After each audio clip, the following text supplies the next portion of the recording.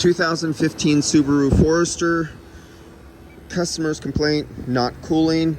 At least the customer did say they brought it to Subaru last year.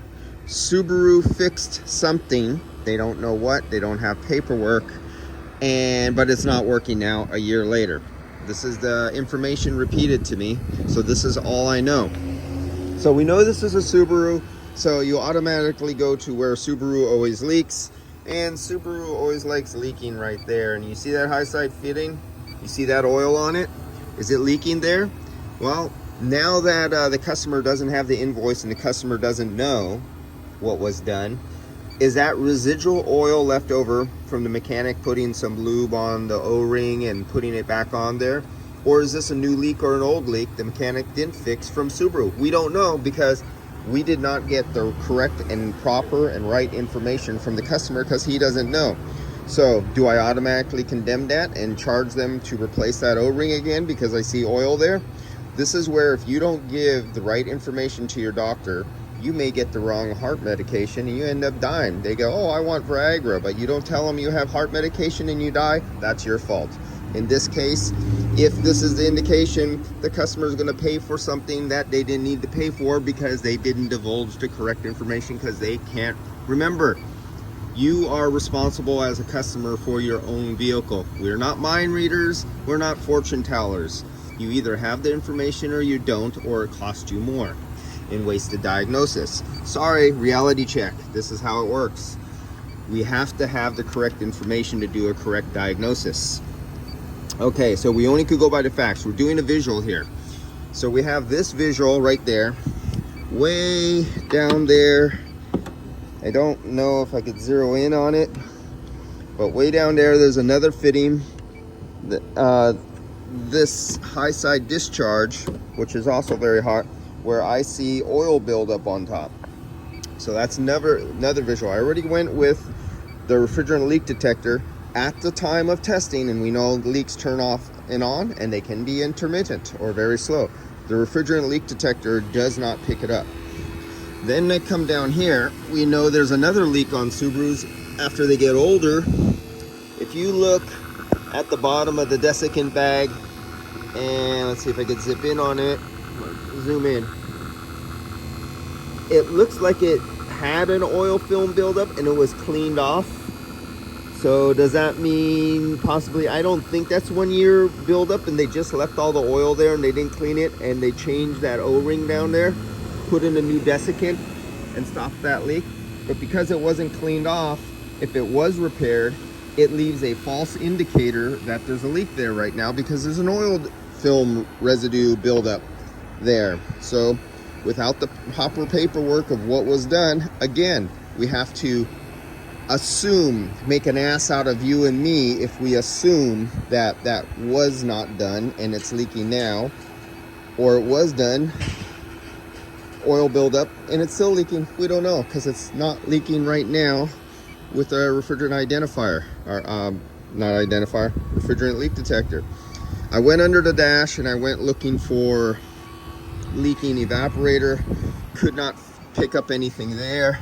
As you can see, I'm already hooked up with the transducers and the temperature sensor. So outside temperature is roughly 62 degrees. There, 63 degrees. Inside temperature, 80 degrees. So when I came here to look at this vehicle, the vehicle was already sitting out. We have no sun. We have our regular San Francisco foggy, cloudy, overcast. That's about 300 feet up over the entire city, and you can feel the strong rays of the sun through the clouds. So black car, dark gray interior. You could see my leak, my temperature sensor right there in the dash. It's sticking in about 12 inches down in the dash. And even though it's 62 degrees out here, it's 80 degrees, not just in the car, but even 12 inches down the plastic, down the ducting in the dash. So that is that. Let's not kill my batteries here, even though they're rechargeables. I have to change too many batteries every week because I go through a lot. Everything is battery operated. Pressures, we're at 62 psi, I think, 63. Let's see where we're at. We are at 66 PSI right there. 66 PSI.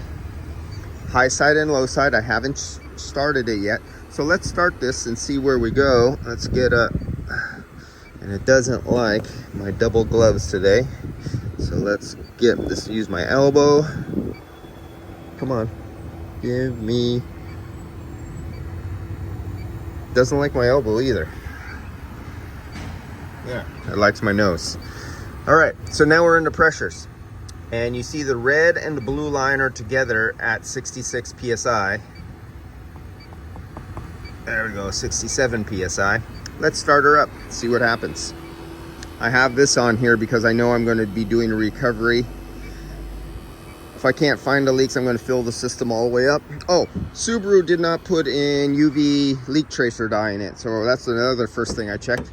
So you work on AC, on automotive, you always put dye in it. It is not an option on an old, especially an old car. There's no excuses not to put UV dye in at all whatsoever. And if you don't, you're not an AC repair service, including Subaru. They're not qualified to work on cars. All right, so got it up, got it on. Let's see what's happening. Yep, it says AC is on. Let's kill the radio. I don't listen to radios. I listen to podcasts, I listen to webinars, training seminars, but I don't listen to radio usually. All right, we can see our pressures have changed. We're down here at negative 5 PSI. So is it negative 5 PSI because the expansion valve is plugged or the refrigerant is low? Well, we're gonna guess from what we see and the past history, we're gonna say it's negative 5 vacuum because of a low refrigerant charge. And then our high side pressure, 75 PSI. So our high side is 75. Look at our superheat. We got nearly a 60-degree superheat. Subcooling, 7.1.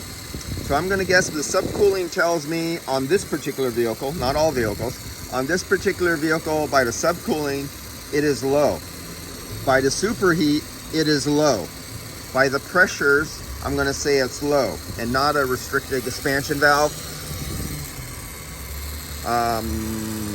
Subarus are not known for restricted expansion valves. So I'm just going over experience and knowledge and past history of all other Subarus. That's about it. I'm gonna do a recovery. I can't find the leak. And like I said, Subaru or the customer does not have the Subaru paperwork telling me what they did.